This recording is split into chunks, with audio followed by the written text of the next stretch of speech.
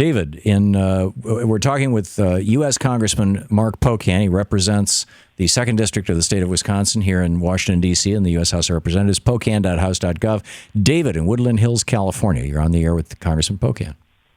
Thank you. I have a lot of conservatives in my life, and every time I tell them that Bernie Sanders is a democratic socialist, they all say, oh, he's a communist. That's the same thing. Can you define for us, both of you, the difference between a communist, a socialist, and a social democrat, and then maybe list some of the major countries in the world that are operating as social democracies? Okay, that's a huge question, David. Thank you for that. But, Congressman, David, we have just 2 minutes until the end of the hour. Let me say this. One, I thought Saturday Night Live actually did one of the best jobs of explaining with Larry David and Bernie Sanders the difference, because to call definitely not a communist, that's just someone who is a Tea Party person or chooses not to think. The difference between a democratic socialist and a socialist is quite a big gap. I saw somewhere, and I hate to make it a bumper sticker, but it's almost true. A democratic socialist really is we the people, right? It's allowing people the greatest possible ability to have a say in their government, and to say that it's anything that's unusual compared to what we see in so many countries in Europe, and quite honestly, where I think the vast majority of American people are, is trying to find a boogeyman. Because don't forget, the Republicans love fear. They govern best when you're afraid, and they're going to make you afraid of a term. They're going to make you afraid of an enemy. They're going to make you afraid of something.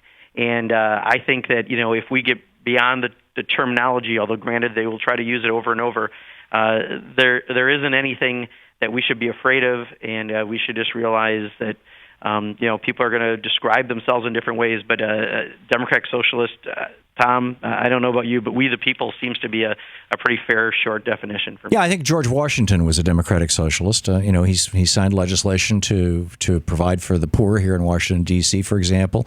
We've got libraries, we've got roads, we've got fire departments, we've got all kinds of stuff. Yeah. I mean, I think our country is a democratic socialist country. What do you think? Yeah, I think the vast majority of issues that would fall in that category is where the vast majority of people are.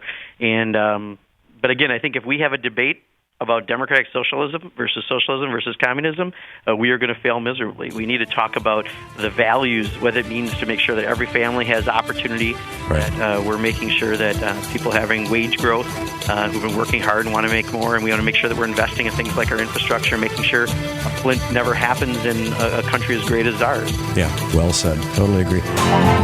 To watch more clips from our programs, hit the Watch More Videos button over here. And please be sure to hit the handy-dandy subscribe button so you'll always be up to date. Tag, you're it.